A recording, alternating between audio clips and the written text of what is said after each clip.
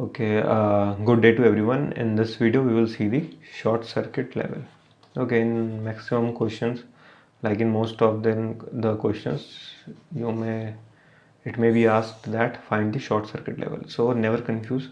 You have to find the MVA. Okay, just keep this in mind that I have to find the MVA. Okay, so now generally this thing we find in the questions of the fault analysis. See why short circuit level is important. See, higher the short circuit level, the more what you can say, the more redundant is the grid. Okay, so just to give you a brief idea, what do I mean by this statement is, see, like there is a power system. See, power systems generally have many large number of buses. Okay, so let me say this is a power system. Okay, these all are connected and this is a load. Okay, so something like that. Okay, so now let us say the fault uh, occurs here. Okay, so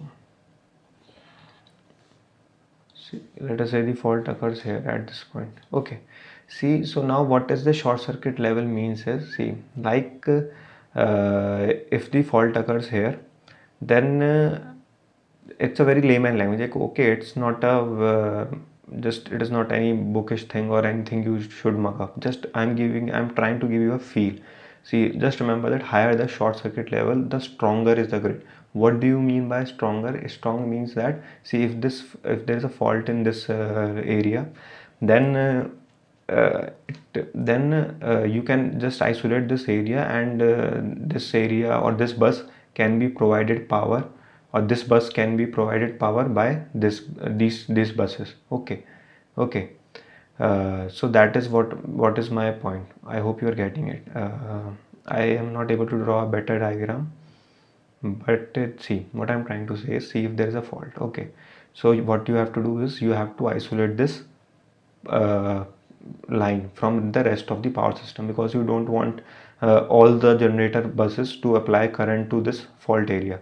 Okay, see, whenever you get a fault in a location, all of the current tries to go through that location. Okay, so now you isolate this. So when you isolate this, maybe this bus was getting power from this bus. Okay, it might happen. There might be generator here, there might be generator here.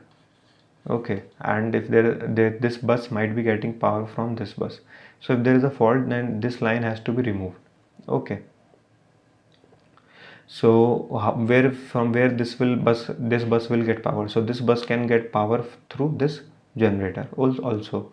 Okay, so that means it is a redundant. Okay, that is, you have an option that if one thing fails, then you have one other thing to cater to the need. Okay, so that is what I'm trying to say. So if more redundant is the grid, then your short circuit level at those points are high. Okay, so that is the meaning of the short circuit level in a very layman language. That is, higher the short circuit level, stronger is the grid. We want short circuit level to be higher. Okay, so that is the point. So now, just now to solve numericals and in the fault analysis problems, how what to remember. See, you find out your fault current in the fault analysis problem, like you find out IF.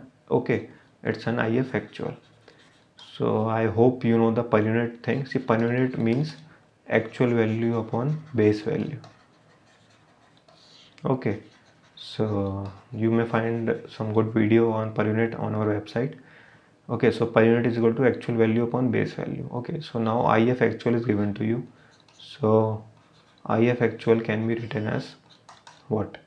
Per IF per unit into I base.